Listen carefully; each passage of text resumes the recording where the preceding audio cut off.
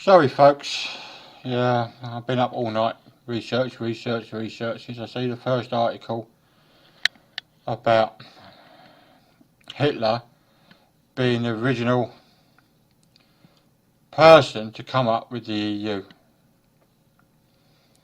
And it all being formed, put together just after the Second World War, because obviously Germany got beat.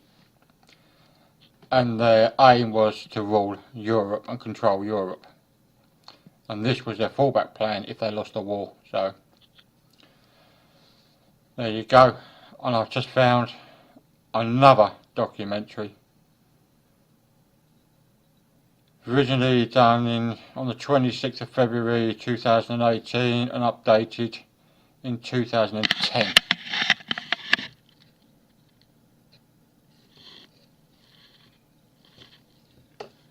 So here we go.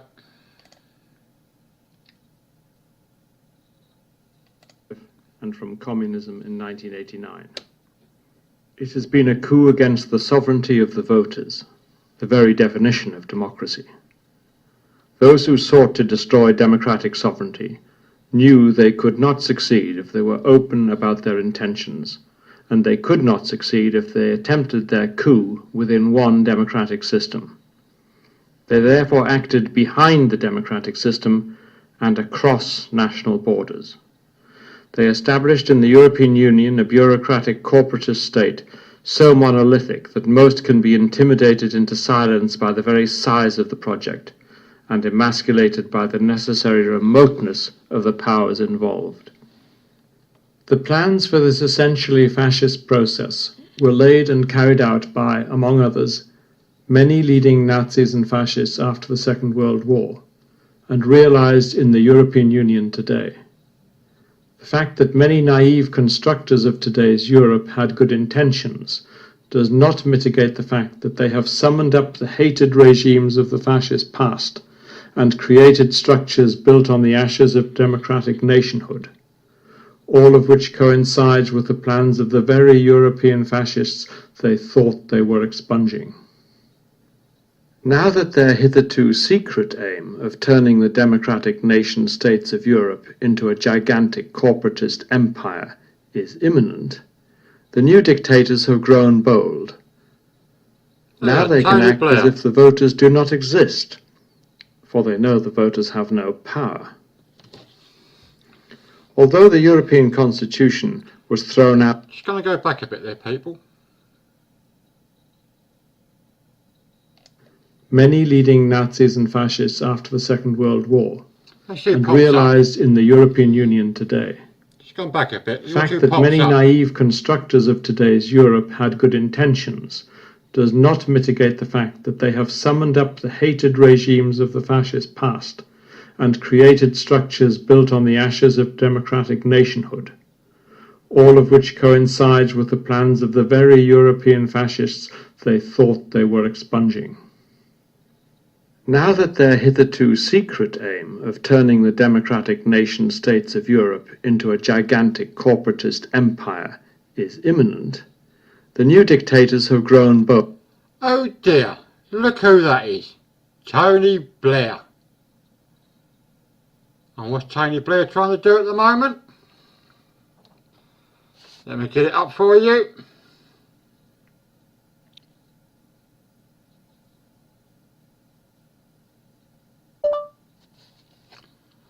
Tony Blair plans to block Brexit. Article.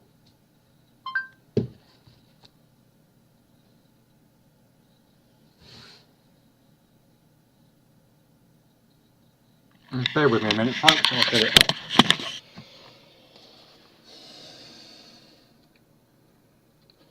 I'll get it up for you. Got Tony Blair, Angela Merkel. There was somebody else.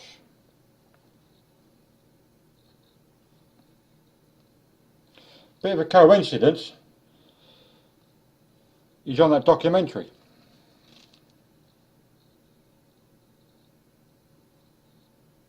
I find that a bit too much of a coincidence.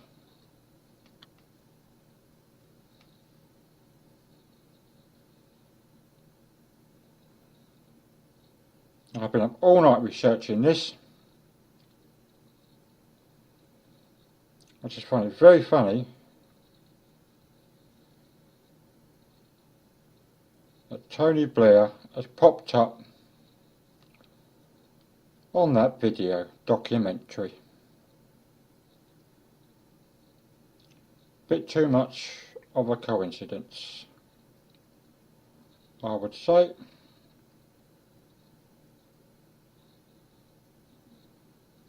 Where is he?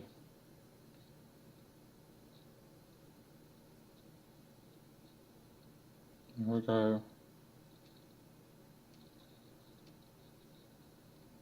Let's go over there.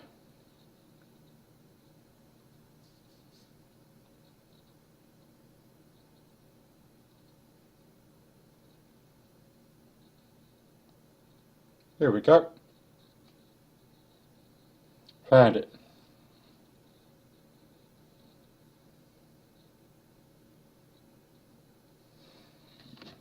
Let's get that out of the way. Right, this says plans to block Britain's exit from EU. Losers from all parties ganging up to overturn EU vote. Right?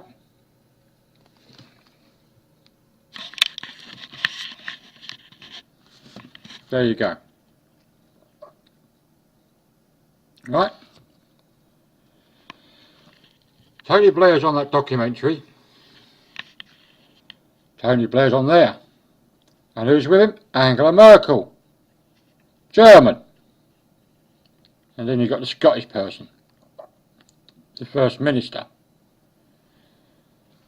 So, let's carry on. Now they can act as if the voters do not exist, for they know the voters have no power. Although the European Constitution was thrown out comprehensively by the people of France and the Netherlands, it has been reintroduced in the form of the so-called Lisbon Treaty, and EU governments have been intimidated into avoiding referenda of their peoples. Having blocked such referenda, the European Commission had the unmitigated gall to launch a new initiative under the heading Debate Europe, Giving Citizens a Voice. 95% of the member states of the European Union denied their peoples the right to vote on the massive loss of democratic rights in the Lisbon Treaty.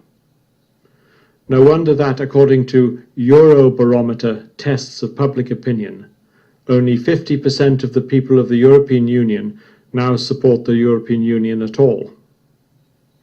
Even more disgracefully, the Irish may have changed their minds on Lisbon because they were frightened by the collapse of their economy.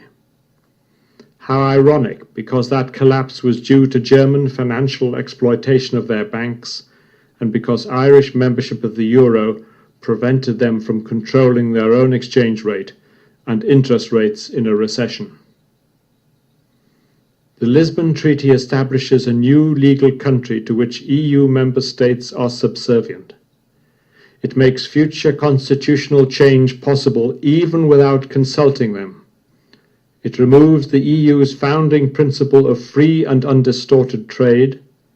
It both bans and then reintroduces the death penalty for riots and upheavals, permits the restrictions of rights and freedoms to serve the interests of the European Union, and allows EU armed forces to enter any country.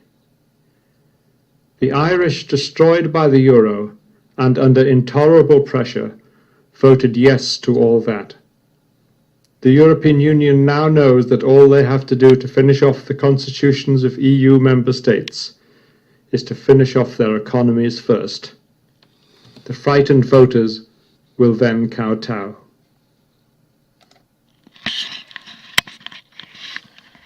There you go. That's what they're trying to do to us. But then we had the referendum this year.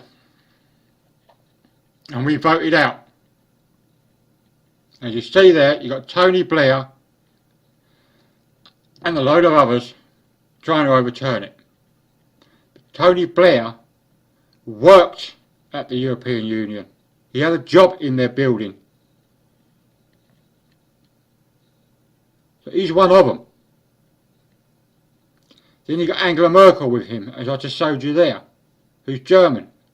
So obviously, this has all been formed by the Germans. They're instigated after the Second World War to rule Europe and take over Europe. You heard what he just said. So there you go.